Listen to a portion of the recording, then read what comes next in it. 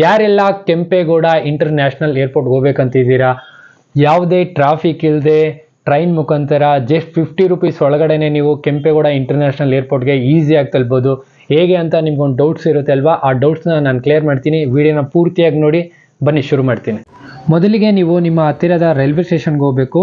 ಯಾವೆಲ್ಲ ಟ್ರೈನ್ಸ್ ಏರ್ಪೋರ್ಟ್ಗೆ ಹೋಗುತ್ತೆ ಮತ್ತು ಅದರ ಟೈಮಿಂಗ್ಸ್ನ ನಾನು ಇವಾಗ ಸ್ಕ್ರೀನ್ ಮೇಲೆ ಕೊಡ್ತೀನಿ ನೋಡಿ.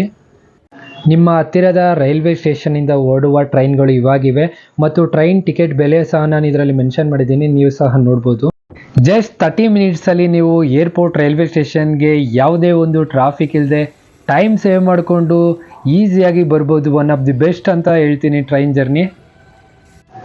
ನೀವೇನು ನೋಡ್ತಾ ಇದ್ದೀರಾ, ಇದೇ ಕೆಂಪೇಗೌಡ ಅಂತಾರಾಷ್ಟ್ರೀಯ ವಿಮಾನ ನಿಲ್ದಾಣ ರೈಲ್ವೆ ಸ್ಟೇಷನ್ ಆಗಿದೆ. ಜಸ್ಟ್ 30 ಮಿನಿಟ್ಸಲ್ಲಿ ನೀವು ಒಂದು ರೈಲ್ವೆ ಸ್ಟೇಷನ್ಗೆ ನೀವು ಬರ್ಬೋದು.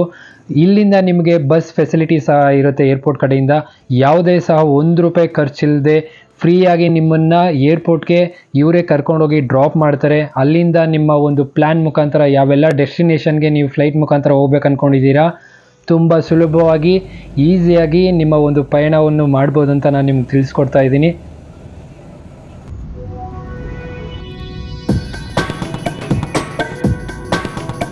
ಈ ವಿಡಿಯೋ ನಿಮ್ಗೆಲ್ರಿಗೂ ಇಷ್ಟ ಆಗಿದೆ ಅನ್ಕೊತೀನಿ. ಇಷ್ಟ ಆದರೆ ಲೈಕ್ ಮಾಡಿ, ಶೇರ್ ಮಾಡಿ ಮತ್ತು ಫಾಲೋ ಮಾಡೋದನ್ನ ಮರಿಬೇಡಿ.